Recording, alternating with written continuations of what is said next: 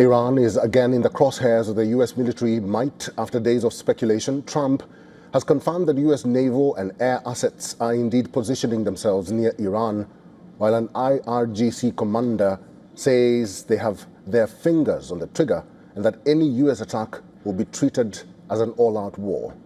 What started as domestic protests in Iran has now become a point of contention between Tehran and Washington.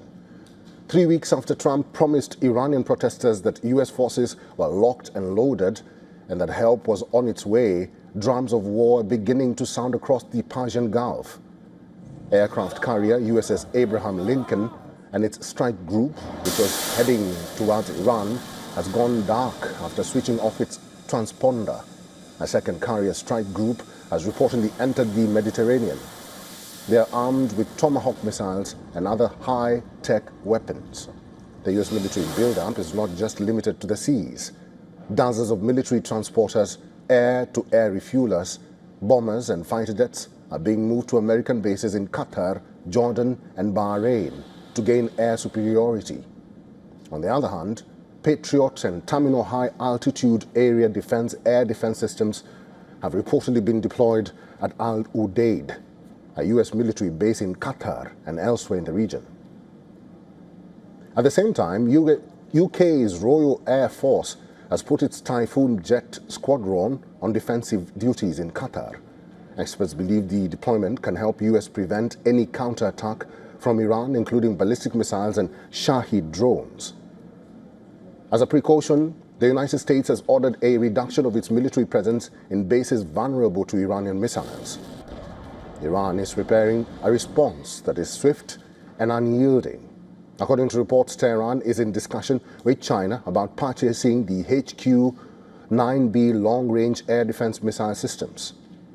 A US-based think tank has concluded that Iran prioritized rebuilding its missile program, importing chemical precursors from China to produce solid fuel propellants, including tons of sodium perchlorate, shipped to the port of Bandar Abbas.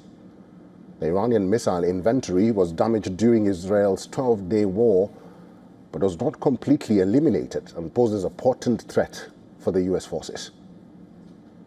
The Iranian officials have said that of the 21 ballistic missile sites struck by Israel last June, 16 have been rebuilt with the help from North Korea.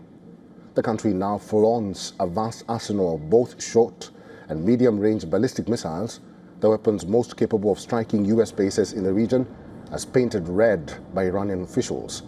Responding to U.S. threats, Ali Akbari, the prayer leader in Tehran, said all U.S. bases were clear and precise targets.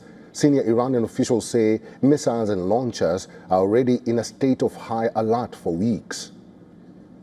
Learning from the previous experiences, the Iranian Revolutionary Guard Corps has also stepped up the protection of its high-value targets. The IRGC personnel have been told to rotate through safe houses and swift vehicles frequently and avoid carrying cell phones. While U.S. officials have assembled a range of military options, Gulf states are finding themselves uneasy, with some suggesting that it may have delayed Trump's initial decision to attack Iran during the peak of the protests.